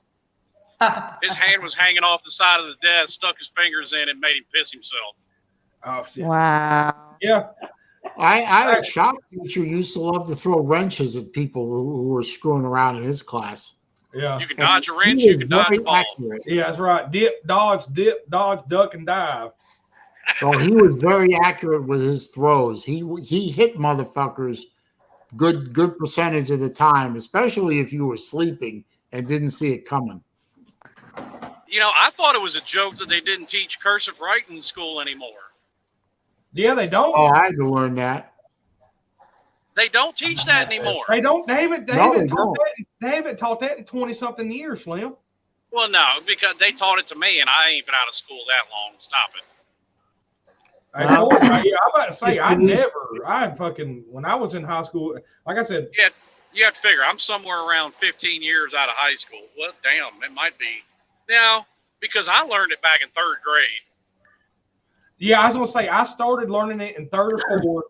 By the 6th grade, the teacher told me, "Don't fucking use it. You're never going to have to use it again." Same thing with math. The teacher looked at me and says, and this is where I got it's fucked up. This is how I got my thinking in school.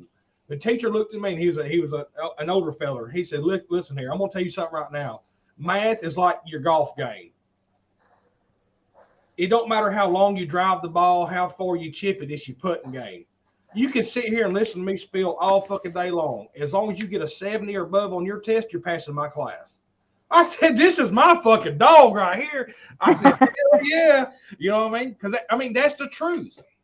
You know what I mean? That's the problem that people don't realize. You can sit here and do these assignments and these current events and do your homework and that's all well and good. Motherfucker, you could do not one goddamn assignment all fucking year long. As long as you pass that fucking test, you're passing that class. I know it's a shit way of thinking, but seriously, when that fucking teacher that's how golf game. Putting Believe is it or half the not. score. As long as you fucking put within 2 every time, hey, tip top motherfucking magoo, Yeah. son. You know what I mean? The real TV. I found that out because, and my wife was the one that told me, because before she works at district attorney's office now, and before that she worked for a bank. Both of those, you got to sign paperwork. She said she don't know how long. I mean, people come in and just print their name on something and go, "That is my signature." Yeah. Yeah, I see that a lot. Because the job that I have where I deliver papers, people have to, sign the receipts and stuff like that. And a lot of these young people, they just print their name out, and I mean that's their signature because they haven't learned how to write in cursive. Yeah, that's another thing. When me and Jim driving a truck like we do, I mean, we just have to fill out a little bit minimal paperwork. And I write like a 3-year-old kid with a Crayola anyways. If I write in cursive, good fucking luck. That's you can't even encode that with a goddamn Cracker Jack decoder. Good luck with that shit. You got a doctor signature? Shit, I know I do. I know I do. I inherited that shit from my father. Listen, I'm good friends with BVD and a lot of us on here. You think fucking BVD's texting's horrible? Wait till I write in cursive. You ain't gonna read that shit. That shit's gonna be like Arabic to some people. Well, I mean, it's becoming more obsolete now because now they have all those e-signature things now. I can't. Like most of the documents that I've signed here recently have been all e-signature. Yeah, I had to e-sign my damn DOT card the other day. Yeah. I was like, what the fuck is this? Oh, now when you buy a car, the guy you're buying the car from, the sales guy, his entire desktop is a big computer screen, and you're literally signing on his desktop. Mm-hmm. Well, and it's getting to the point now, and we're just starting to get there, where they're starting to revert back. Because you see it every once in a while from people in comment sections, and you see it certain people do it in text messages, where they won't send you any words, it's nothing but fucking emojis. So we're going back to hieroglyphics before you know it. Listen, before you know it, we're going to have to go back to the abacus because people are getting so fucking lazy. Well, I mean, and on top of that, that's the problem with cursive writing. People are lazy. They won't put forth the effort. Good job, bud. Yep. It's fucking pure laziness. It's all it fucking is. Well, you it's notice like we didn't. Go ahead, Slim. I was just gonna say it proves my theory that you really didn't have these problems with the educational system until the Federal Department of Education became a thing. So I'm not dogging Ballard by when I say this by no means. I look at Ballard and listen, I understand this and that or whatever. I love Ballard to death. He's my buddy, you know. But listen here, when it would take Ballard 3 weeks to watch an episode of 60 Minutes. You're actually right. Because you have the attention span of a gnat's ass. I've always been that way. Honestly, and that's that's just part of my disease. That's just your generation. It's not your disability. You know, I mean, my daughter has autism. And I understand that, but my daughter's the same way, and I'm gonna have trouble with her. But the real TV's right. Most teachers nowadays are just there to collect a paycheck because they know they can't be fired, no matter how bad a job they do. I had I just got done with the spring semester. My history teacher. Half of the students, I swear to you, I showed up every class. I did my job. I got my perfect attendance. Half the students wouldn't show up. He didn't care. And when it came time for the test, you know what he said? When you're done with your test, bring it up here to the back, put it face down so I can grade it, and you'll be free to go. Go where? I don't care, but get the hell out of my classroom. I mean, that's did anyone ever see the movie Real Genius? Yes. Yeah. Remember the scene where the kid was constantly going to class, and first day of class it was full, and as the semester went further and further, that's that movie with Val Kilmer, ain't it? There because they were going in there and putting in tape players. And at one point in time, the teacher, The teacher set up a big old reel-to-reel tape deck None of the young people remember reel-to-reel tape, but he set up a reel-to-reel tape player in the front of the room, and the whole lecture was on tape, and he was the only person in the room. Yep. That's the way it's. That's what it's becoming, though. That's absolutely how it's becoming. Well, it was becoming like that when I went to UF. UF had a thing where everybody had to. There's a thing in Florida. It used to be called the Gordon Rule because it was named after some guy named Gordon in the Florida legislature.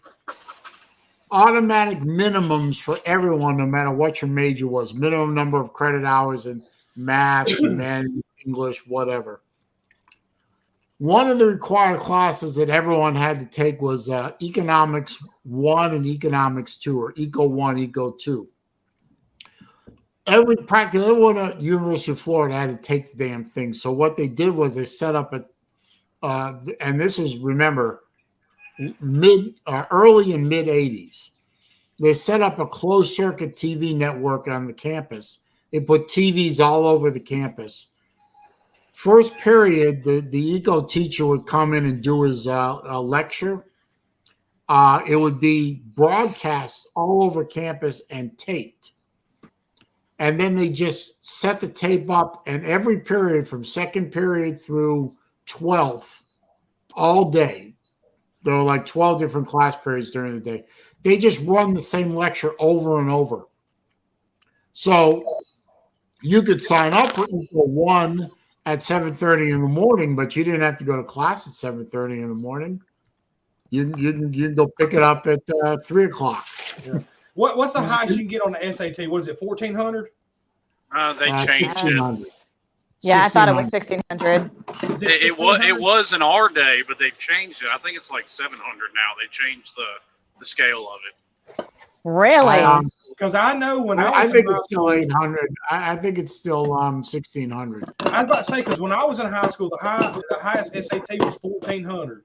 Ma'am, I picked Crystal up at the time. We was dating in high school, and trust me, and I'll get her to verify this.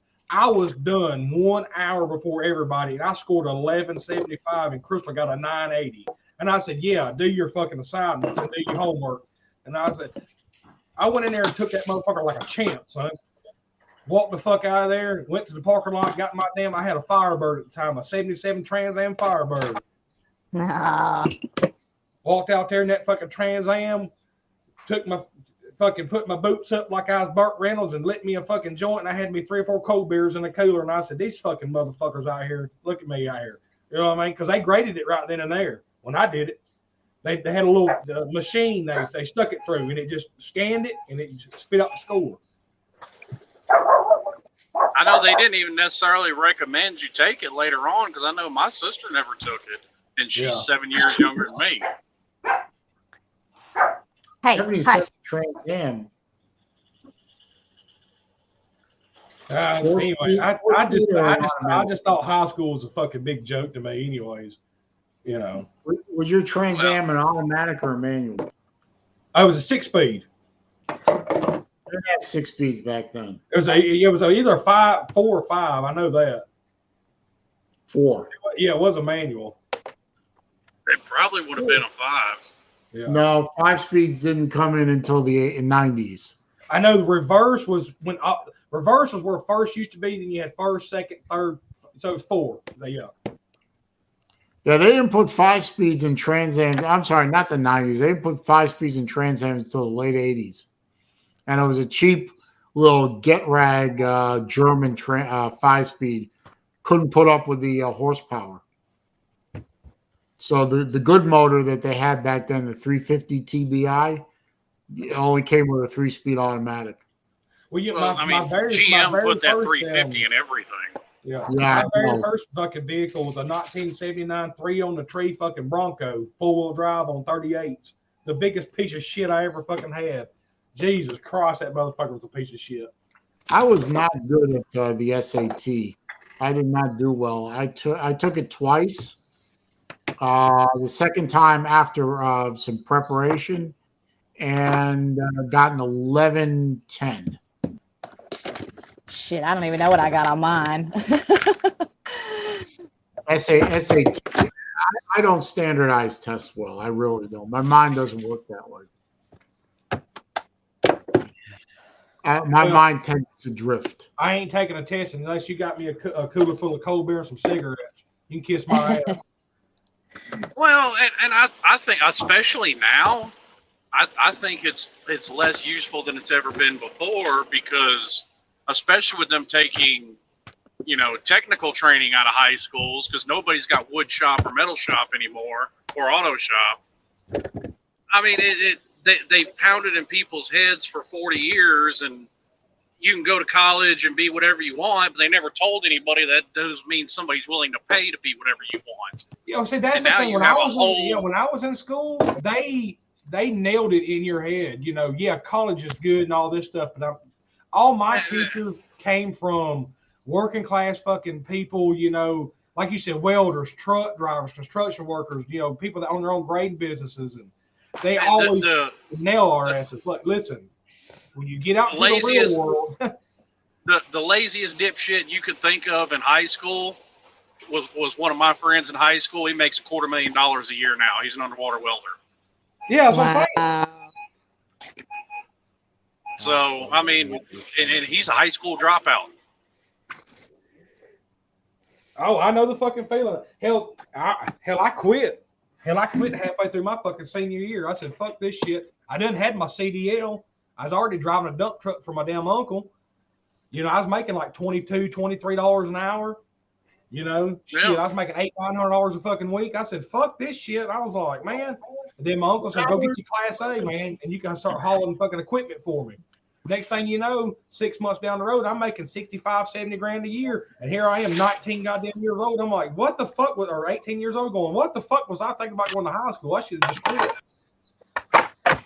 Yeah, I mean, the skills that the kids need nowadays are skills that they don't teach in high school anymore. Like, like how to balance the checkbook, or how to pay your bills, or how to finance. Well, that was never something. Hang on, Raj. That was never something taught in high school, nor should it be. You learn how to balance a damn checkbook and pay your bills from your fucking parents. Exactly. Well, I can agree with you in a sense in that sense, but I remember when I was in high school, they had like courses like home ec and shit like that. I don't even think they have those anymore, do they? Like home ec classes? They had home ec but that was like sewing and cooking and shit. Yeah, I think we should be teaching something in high school that's even more useful than that. How about civics, the Constitution, basic economics? That's like how laws are passed. Real American history, not this 1619 bullshit. Stop talking about proper pronouns and start teaching people English, math. That's true, Rick. You can say whatever you want to about college graduate, but 10K ain't shit. 10K is bankruptcy to those people. 10K ain't paying off fucking a $300,000 college loan either. Well, yeah, I was about to say, is that 10K a year worth what you're going to take out in student loans for minimum 4-year degree? But more than likely, you're going to need even more than that. And for the record, my high school did offer a home ec class, and I took home ec. I actually was in it, but it was the cooking version of home ec. I was in home ec. Yeah, I was in home ec. I made my grandmother one of them clay pot ashtrays. Yeah, see, I took home ec when I took home ec when I was in high school. Mine was in middle school. One semester was cooking, and the other semester was sewing, which I already knew how to do that anyway because my grandmother taught me because she was a seamstress her whole life. Yeah. I just took the cooking class and tried to meet girls. There you go. All right, I'm going to do something I know I'm going to regret here. We'll find out in a minute if I regret this or not. I can agree with that, Rick. That should be your talent for the talent show, Saleen. You should sew. I don't know. I know how to cook. Do you guys have a date set up for this year's talent show? I'm going to embroider a Bluetooth pillow. Starting June the 6th, as far as I know, Ballard. Okay. starting Oh, June the that makes 6th. sense. So yeah, you need to go, if you're entering, you need to go ahead and start getting your submissions in to YouTubetalent@gmail.com. Oh, guys, one more time before I make a big mistake. And by the way, I see you in the background. Turn your camera on. Don't forget to click the thumbs up button. Super chat is available if you want to do it. Yeah, you shouldn't have heard at me. That's funny. And PayPal link is in the description. No, nobody uses that shit anymore. Okay, guys. I already know who's coming in. Better get ready. Yep, there he is. Don't make me regret this. I'm only going to be on another 30 minutes anyway. I got to get off at 5 no matter what. But Yeah. We're what's up? talking about What's up, J we're talking about we're talking about education. It's a great subject. I remember taking home ec, I think in 8th grade, and like one of the primary things was we were taught how to like iron a shirt, sew on a button, do real basic things in the kitchen, like here's how to fry an egg, you know. But I remember taking that, and a lot of the guys laughed at it and said, "This is like a girls' course." I enjoyed it because I realized, you know, hey, there could come a time in my life when maybe I do need to know how to sew a button on a shirt. You know, we had to take care of a baby for a month, like a crying baby. Like I didn't have one of those. I wasn't going to do that one. I know what you're talking about. God damn. Yeah, I've seen that too. They didn't have that in my high school though either. I mean, that's not to say they don't have it now, but when I was in high school, they didn't have that. But I have. They had it at mine, and I was like, "Fuck that shit." Yeah.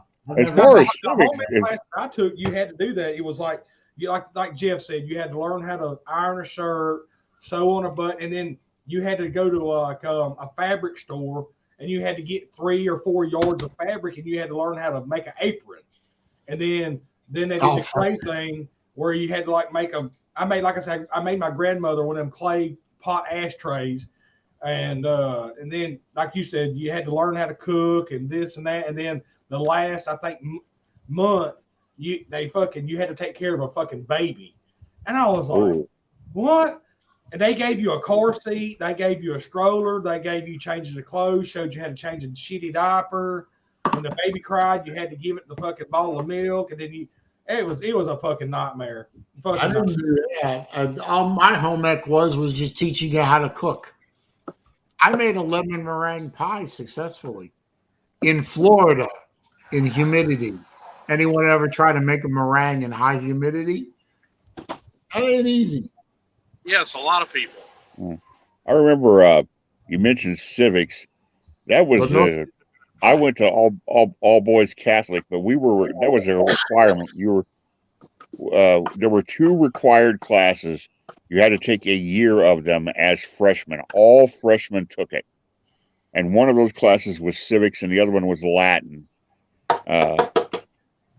So you were required to take civics. And then as a senior, the only required class, the only mandated class was what they called U.S. government, which was really, it was really civics, but kind of like the next step up. But you didn't take that until you were a senior. It was interesting for me because I just happened to be in the civics class the year there was a presidential election. So that kind of made it, you know, they gave us something to follow and we had to watch the news and do a report on what the candidates said the night before and stuff like that. That was the election held in November of my freshman year when George Washington ran against Jimmy Carter, Ronald Reagan, and a third party candidate people sometimes forget about, even though he got 6% of the vote, John Anderson, a congressman from Illinois. Yeah, he was an idiot. J-Dub, I know, man, you've talked about this several times. I had a literature teacher. He was such a fucking polite smart ass, but this guy was one of the best motherfuckers I've ever met in my life. He was hilarious. And he would always do old movie quotes, and it would just baffle motherfuckers.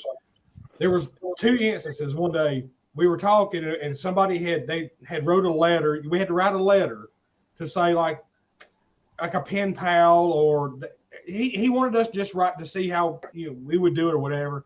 And he looked at one letter and he says, "Damn, it ain't DERE, it's DEAR, and Sarah ain't got no pause in it. Damn, King, you dumb." And I looked at him and I said, "That's a great fucking movie, man, Platoon." And he says, "Oh, you get that shit, right?" And then like 2 weeks later, we were all laughing, and he goes, "Hurrah, hurrah." He said, "I didn't get a hurrah out of that guy." I said, "That's another good one there, Mr. Beaver." I said, "Blazing Saddles." And that's how he taught literature in English. See, I'm talking about.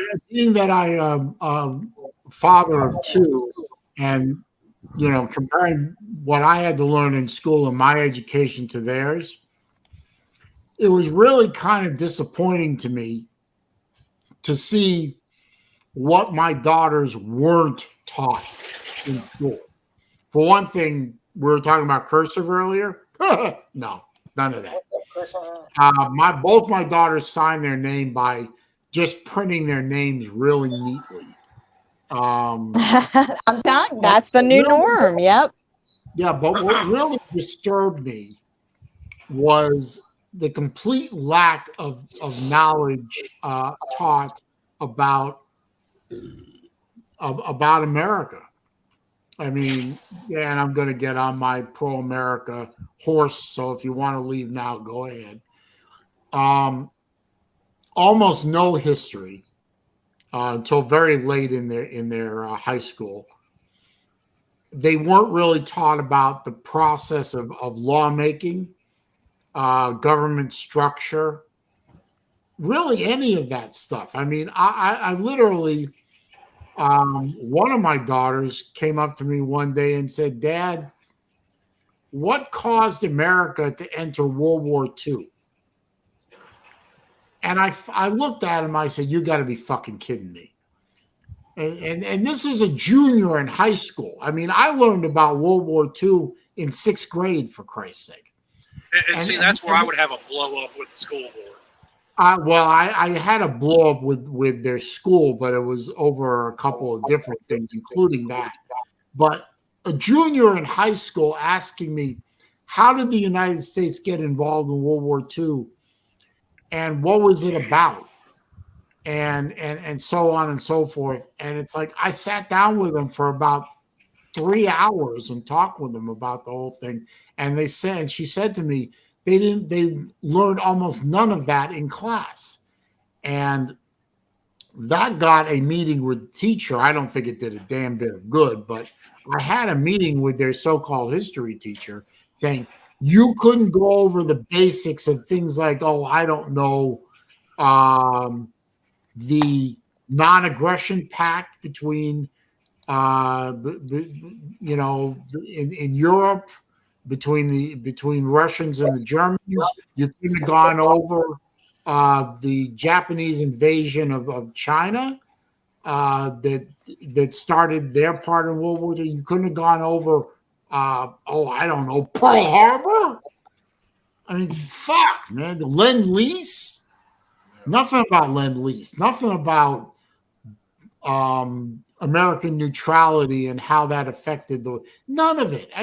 And that was just one little segment of American history that they didn't learn shit about. Well, a bunch of people that's run on the around these teachers days. and the school board. A bunch of people run around these days thinking Joseph Stalin was a good guy because they see pictures of him, FDR, and Churchill together. No, and I told him, I said, and actually that came up, and I said, you think Stalin, you think FDR was a good guy? Let me tell you a little bit about FDR and his role in prolonging the Great Depression. By the way, did you know who I am? that in the rest of the world, they don't call it the Great Depression, they call it the Depression of 1929. It was the Great Depression here because his policies elongated it, for crying out.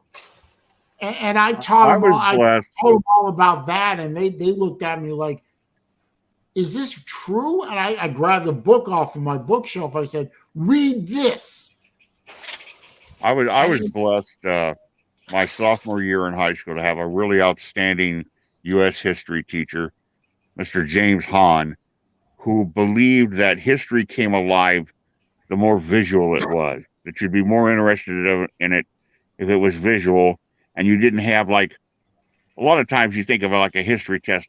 On the left-hand side, there'll be A, B, C, D, E, F, G, H, I, J, K, and there'll be dates. And on the other side is like 1, 2, 3, 4, 5, 6, 7, and it'll be Declaration of Independence.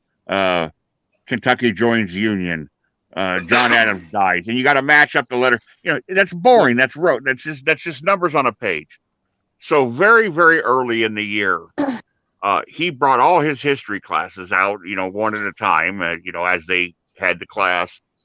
And we walked out onto the football field. And on the football field were these orange, the plastic orange cones you see in the parking lot, the little parking cones. What he had done is he had marked off the actual dimensions of the Mayflower that the Pilgrims came over on. And we had to stand inside the dimensions of the Mayflower. And he talked about how many decks there were on the ship, how many people were on board, how many of those people were women, how many were children, how a man and a wife were in a bunk with another man and his wife right next to him. There was absolutely zero privacy. He talked about the sanitation. He talked about what happens when you got to pee or poop. How do you do that? How do you eat? What about fresh water? You're not on Lake Springfield. You're on the Atlantic, so you're not like going straight across a flat surface. You're going across the North Atlantic. They're off course by almost 200 miles, and you've got a congregation. You have 2 ministers and all the pilgrims who are Anabaptists, but the crew and the officers are Anglicans who can't stand you and won't let your preachers sermonize on the deck. It has to be held underneath the deck. And in fact, they get so mad at the Anabaptists that halfway across the Atlantic, they almost turn around and sail back to England. Say, the hell with you. We're not taking you there. Never mind your charter. So it was all of a sudden he started thinking about how you're wearing the same clothes 5 days in a row because you can't wash your clothes, and you think what it smells like. Think about, and he was making it all come alive, and that it's how you present history. I mean, if you just throw numbers and facts and dates at people and throw a map at them, that's boring to me, and I love history. So I think a lot of times a subject, chemistry, French, I think specific. I think whatever it is you teach, saying, I think how the teacher presents it goes a long way towards whether the students are interested in it or not. Well, I think especially when it comes to history and how you say he presented it would give people these days more of an appreciation of how good they really have it. All right, right. Yeah, I'm gonna say something before I get out of here. Jeff, I love you to death, but you'd make a mom blow their brains out. What? Anyways, listen, I've reached the gate and the toll, and I'm all out of. I got to go back and get some fucking dimes. So, anyways, I'm going upstairs to eat. I love y'all to death. All right. I'll see you Later. Bye, Raj. Love ya. See you, Well, Raj. we're gonna wrap up here in about 10-15 minutes anyway. Yeah. And Yeah, how- I mean, think about, you think about, and I don't want to turn this into a history thing, but I mean, some simple little things like, let's say you were born in 1830. In 1830, probably 75% of Americans never in their entire lifespan got 100 miles from their home. Ever. True. First of all, because there probably wasn't the need. And second of all, before the widespread introduction of rail, you're either on foot or by horse. And it's not like you're going over great roads. Even the best of the roads weren't that great. So if you had to pick up, like if Battle Angel had to go to Augusta, to some town 15 miles away to pick up some kind of supplies, it'd take her most of the day to get that 15 miles. Oh yeah, because the best you're doing, even with a team of horses, is 20, 25 miles an hour. Right. And they're You're not going to doing be able to sustain that for very long. a good riding horse can walk, can do a brisk walk at about 3 miles an hour. So you think you take off at first light, by noon you've only gone like 12, 15 miles, you know. And that's if you've got a good horse and you know how to handle it. And yeah, you're not just going off on these day trips like, well, you know, like I've got to run up to Ames. Well, Ames is 40 miles away. I can get there in a heartbeat. Well, a 40-mile trip, you know, 100 years ago, you'd plan that thing out. You know, that's not something you just take off and do. And we don't realize how good we got it. Oh yeah, I mean you have to figure it used to take people what 6 to 9 months to travel coast to coast. Yeah, people say, well, what time do you go to bed? Well, I go to bed at 10 o'clock, 11 o'clock, or whatever. No. You do that. Why? Because you've got electric power. Your lights are on. You know, Yeah. you're living in Augusta, Georgia. When Georgia becomes a state, when the United States is formed, you're burning whale oil lamps and you know, wood and wax candles, you know, and that's not easy to come by. You're not going to just for the sake of wanting to stay up. You're not going to stay up to the sun goes down within an hour or so. The whole family's asleep, and they're up at sunrise. Because why? Well, because you have to use the light. You know. Well, guys, I just got a call from. I see the call from my folks. So I'm surprised it took them this long to call me, but the evening shift's about to begin for me, so I'm gonna have to wrap her up here. All right, boss. All right, boss. All right. Yeah. All right, bro. Great. No.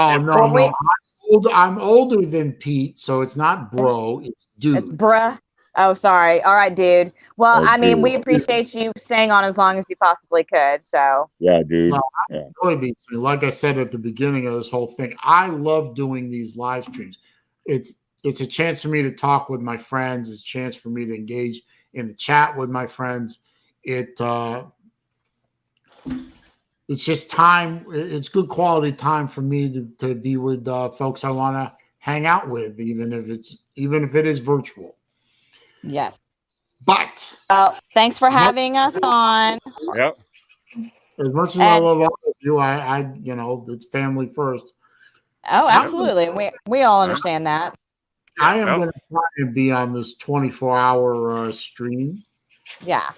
Hell, maybe if I can get lucky, maybe I'll even volunteer to take over for an hour or something. Oh, he would like that. He would definitely like that.